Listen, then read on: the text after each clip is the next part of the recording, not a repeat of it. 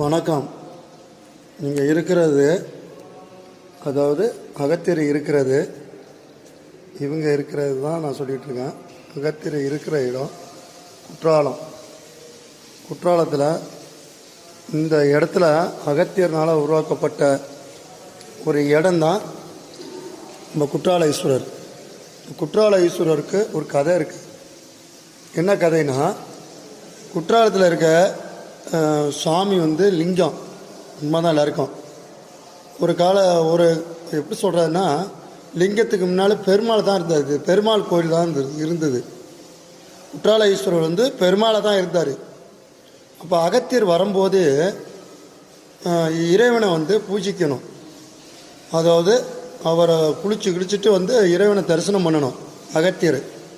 அப்போ அகத்தியர் தரிசனம் பண்ண வந்தவர், யாருமே இங்கே பெருமாள் கோயில், இங்கே நீங்கள் சிவ பூஜை பண்ண முடியாது, நீங்கள் போங்க, இங்கே பெருமாள் தான் இருக்கார், சிவன் இல்லை அப்படின்னு இங்கே உள்ளவங்களாம் அவரை போச்சு விட்டு கோயிலை சாத்தி போடுறாங்க. இவர் என்ன பண்ணுறாரு, எப்படியாச்சும் வணங்கி ஆகணுமேன்னு சொல்லிட்டு அப்படியே மறைந்து இருந்து உள்ளே போயிடுறாரு.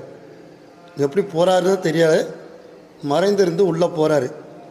உள்ளே போய் என்ன செய்கிறாரு, பெருமாளோட தலையில் கையை வைக்கிறாரு. லிங்கமாக மாறிவிட்டது. லிங்கமாக மாறினவர் தான் குற்றால ஈஸ்வரர். திருக்குற்றால ஈஸ்வரர்னு சொல்லுவாங்க, குற்றாலநாதன்.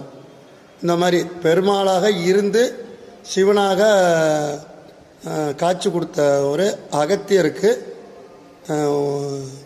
ரொம்ப பெரிய பெருமை. இது சில பேருக்கு தெரியுமோ தெரியாது. அடியனை தோன்றதுனால சொல்கிறேன். எனக்கு மனசுக்குள்ளே தோண்டியிருக்கிறதுனால தான் இந்த விவரத்தை சொல்கிறேன். இந்த கோயில் பெருமாள் கோயிலாக ஒரு காலத்தில் இருக்கும்போது அகத்தியர் பூஜை பண்ணுறதுக்காக பெருமாள் தலையில் கையை வச்சனால தான் லிங்கமாக மாறின ஒரு கோயில் குற்றாலத்தில் இருக்கிற கோவில். உண்மை. நல்லது.